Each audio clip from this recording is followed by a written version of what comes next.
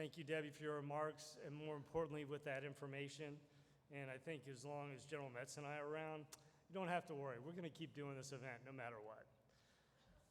Our last speaker is Miss Jenny Taylor, wife of Major Brent Taylor. Brent Taylor grew up with a natural bent for leadership and a love for his country.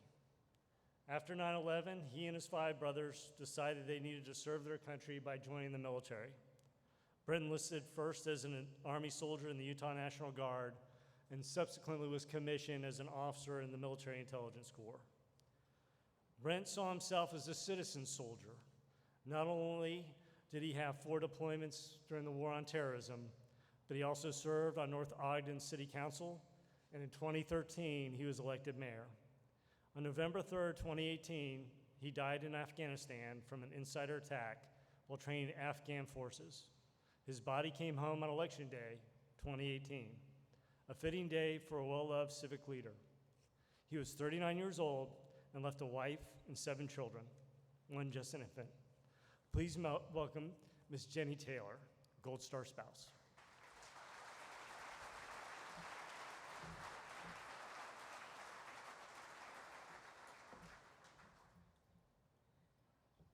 I'd like to echo my thanks to the thanks that has been given to Rachel and to everyone else who put these events together each year and make it possible for us to come together.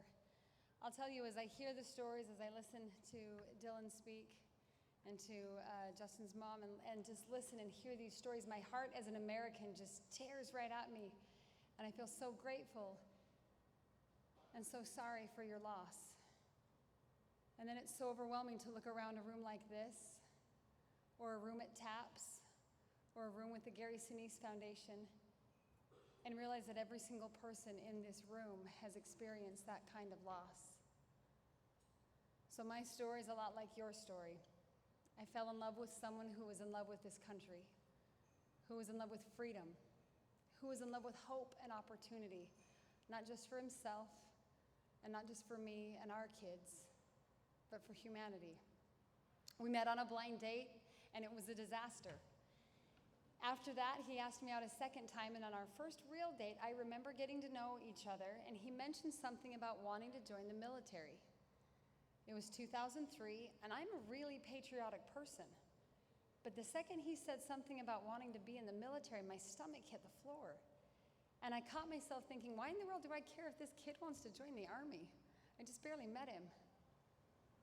But it's almost as if maybe my soul knew that that desire of his would have an impact in my life. It was 2003. We were married at the end of that year. And at the beginning of 2004, he shipped out to Fort Leonard Wood, Missouri for boot camp. I remember learning as a newlywed bride how to really appreciate the little things that a lot of couples fight over. I'd be at work and hear a coworker talk about having her husband's socks on the floor, or he just doesn't put the toilet seat down. And I would think, man, I wish my husband were here to leave his socks on the floor or not put the toilet seat down.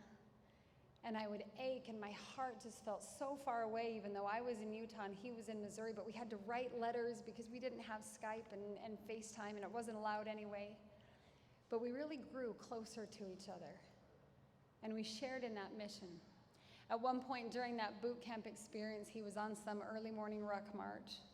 Before dawn, freezing cold, hanging out with a bunch of privates who were messing around and getting everybody else in trouble. He was 25, which is a little older than most of his colleagues at that time. And I found a journal experience that he shared about how he's wandering through this pre-dawn morning, being bossed around and yanked around and treated like nothing. And he asked himself, why in the world am I doing this? Like, I've got a college education, I could go home, I could go get a job, there's a lot of opportunity for a young person in America. And in his own words, he shared the feelings that he experienced as he was walking there and marching there and freezing there and just getting kind of sick and irritated there. That he knew why he was doing what he was doing. He wasn't just marching and taking orders. He was walking toward freedom and opportunity for someone else in a distant land and a distant day that he didn't even yet know would take place. That was 2004. He came home at the end of that year. We soon found out we were expecting our first child. Then we had a second child. Then he deployed to Iraq. Then he went to another deployment in Iraq. He came home. We had a third child. We had a fourth child. He deployed to Afghanistan. And I remember that first deployment to Afghanistan just really doing me in. My oldest child was 7. My youngest child was 9 months old. And we're a National Guard family. Nobody gets it around us. Nobody else is deploying in our neighborhood. Families who love us and meanwhile didn't really understand what that was like. I didn't even understand what it was like. I've never PCS'd. I've never lived on base. I've never been through what a lot of you in the active duty community know. And here I was, stubborn and strong like every good redhead, determined to make it through and of course not need any help. Well, that kind of backfired, and that deployment about did me in. My husband came home from that deployment. We had our 5th child. He got involved in politics. He ran for mayor and he won.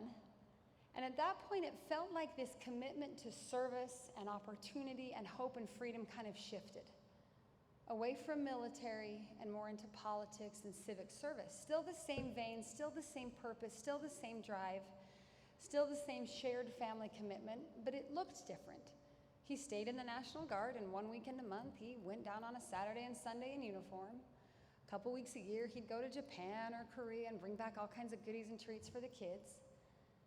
But largely, I thought our life had transitioned into the military kind of being a side thing. He was a PhD candidate, he was a mayor, he was a small business owner. We had our 6th child. Things were going really well with the city. He was getting grant money and projects and getting involved on the state level and really showing some promise as a leader in our community. And then it was August of 2017. I was 7 months pregnant with our 7th child when he was at a guard duty meeting and I was at home paying some bills on my laptop. He sent me a text message that simply said, "Hey, hun, when I get home, we need to talk."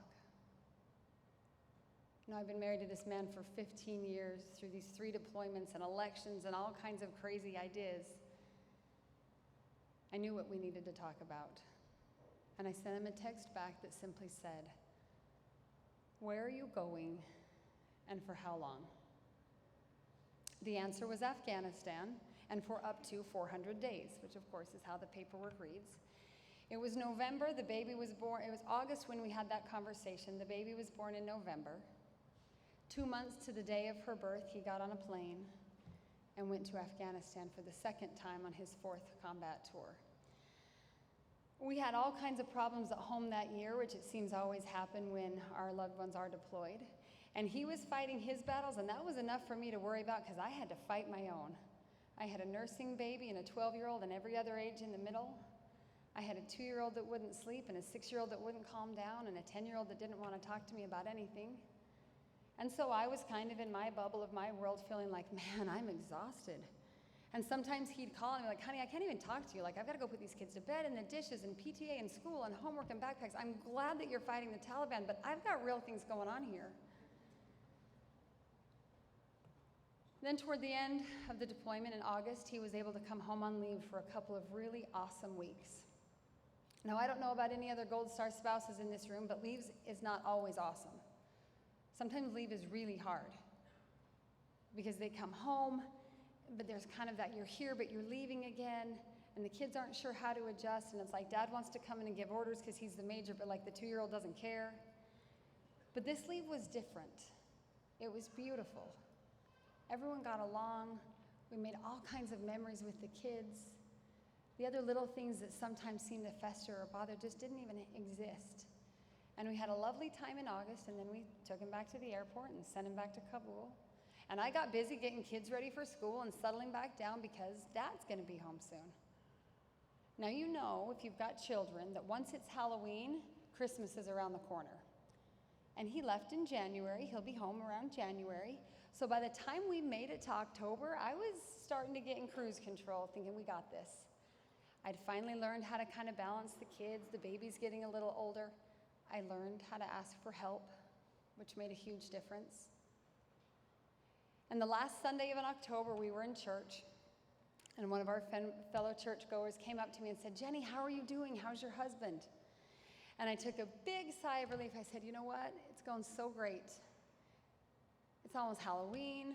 You'll blink and it's Thanksgiving. Before you know it, it's Christmas. January will be here, and we are going to live happily ever after.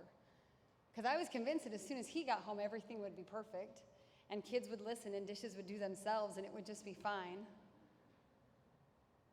That was the last Sunday in October. My birthday is on Halloween, and we had a great time. And 3 days later, 2 soldiers knocked on my door in full dress uniform. And my 7-year-old son answered the door. About 6 months later, he told me that he hadn't been able to sleep that night because he woke up in a dream. A man in a uniform came to him and told him his father had been killed. Now, I don't need to go into the details of what happened after that knock on the door because you've all had that knock on the door. But I will tell you, in echoing what has been said, God has been very good since that knock on the door. And I truly believe that he can take the darkest ashes of our life and make something beautiful and bright, not just for ourselves, but for those around us. I look at that family picture and think of my family, my Gold Star family, my kids. I worry for them, I ache for them, I feel they pay the highest price of freedom.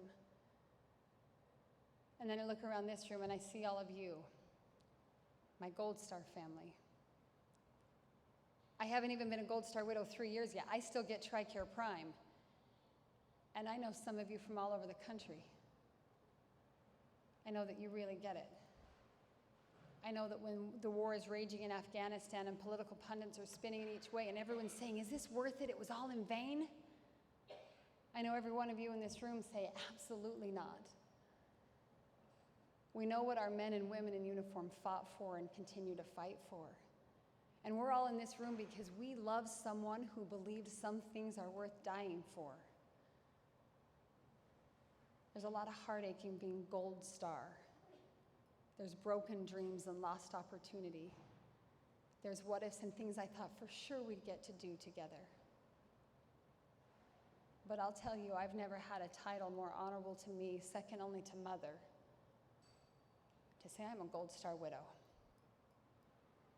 I'm married to a man who paid part of the price of freedom. My family stood up and he ran in when many others would run out.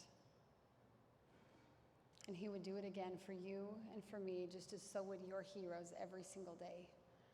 As I got ready to come over here tonight in the hotel, I just had the news on in the background, and the caption said, "What went wrong in Afghanistan?"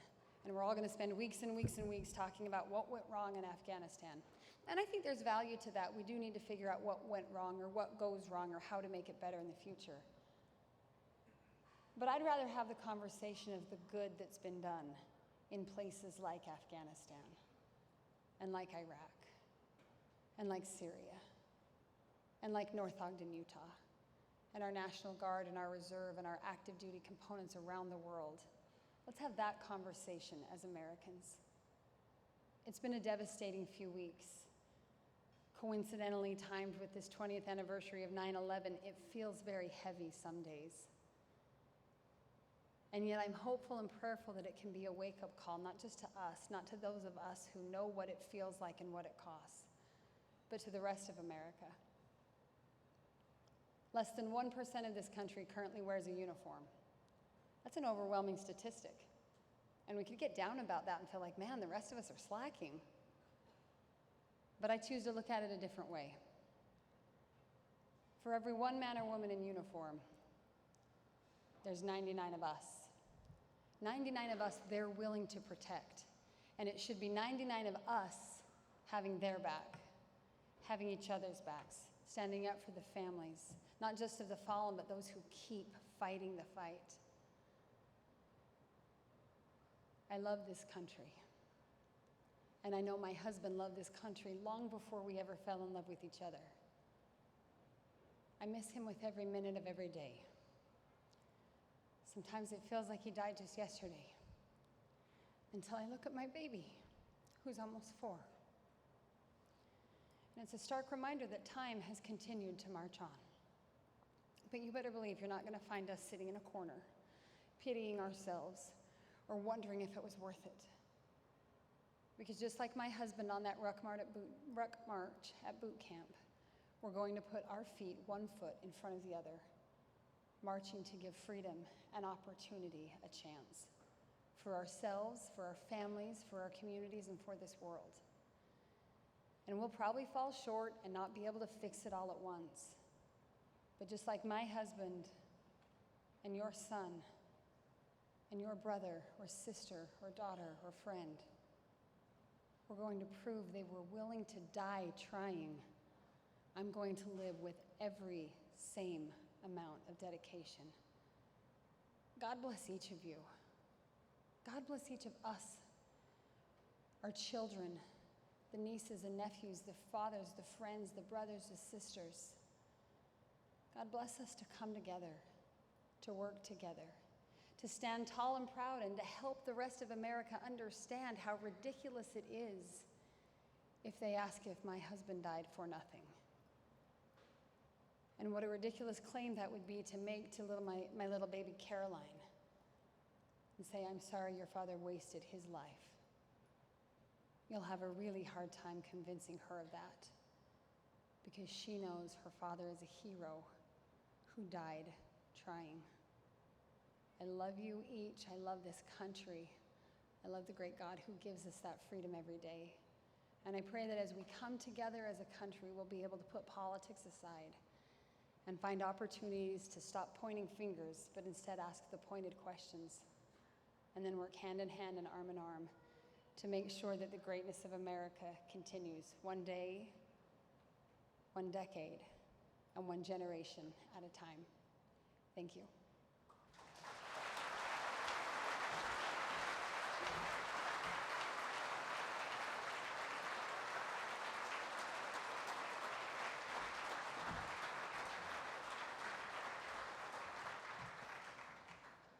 Jenny, thanks for your remarks. And she not only walks the walk, but as a civilian aide to the Secretary of the Army in northern Utah, she also puts it out and helps us all. As we come to our last speaker this evening, I encourage you, if you have time after this event, to go to the museum and see the monument and the memorial at night. Because guess what? It's probably the coolest Georgia night you're probably going to see in a long time. And I really thank you all for bringing that weather here. I think I'm going to go, it was Michigan or Montana. One of you brought it down south, and we reflect on that. But it's your time. It's quiet time.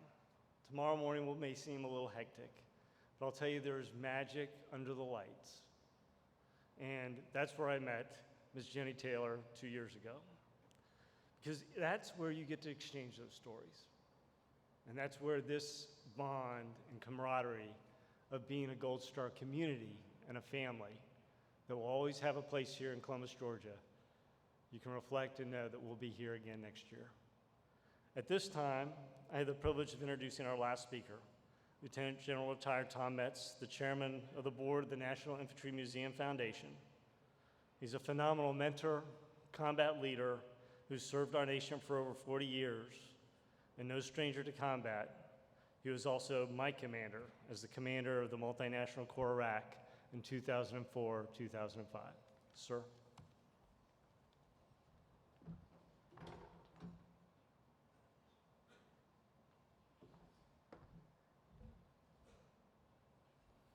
You know, I wish I could offer you